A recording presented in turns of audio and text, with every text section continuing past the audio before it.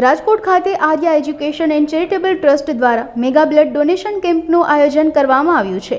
આગામી તારીખ 1 જૂનના રોજ સાંજે 6:30 થી રાતના 9:30 કલાક સુધી શ્રી ત્રિમૂર્તિ બાલાજી મંદિર 150 ફૂટ રિંગ રોડ ખાતે આયોજન કરવામાં આવ્યું છે।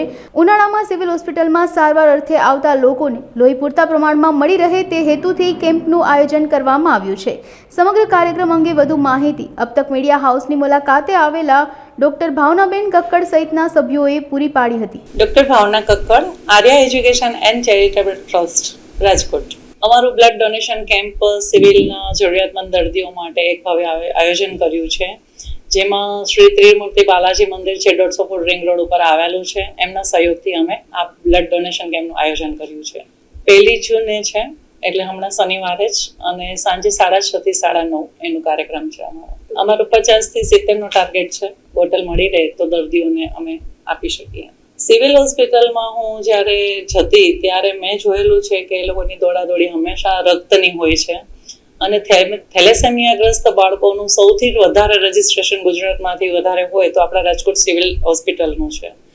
તો એ લોકોને દર મહિને બોટલ ચડાવવી જરૂરી બને છે, ત્યારે જ એ લોકોનું આયુષ્ય વધે છે।